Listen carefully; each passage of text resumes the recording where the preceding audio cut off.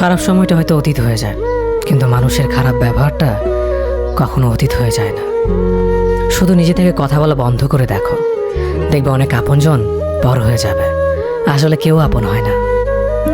যারা তোমার ক্ষতি চায় তাদের আঘাত করবে না, তাদের সামনে একটু হাসি মুখে বাঁচবে। দেখবে তুমি আঘাত করলে যা কষ্ট পেত, ওরা তার থেকেও বেশি কষ্ট পাবে। যত মিশবে ততই মানুষ চিনবে, অভিনয় যে কত প্রকার হয় তা বুঝতে পারবে।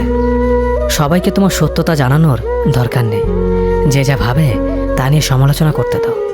বেঈমান মানুষগুলো কখনো অপরিচিত মানুষ হয় না, খুব কাছের মানুষগুলোই বেঈমান হয়। মানুষ চেনা শুরু করলে এমনিতেই বন্ধুর সংখ্যা কমে যাবে, এটাই বাস্তব।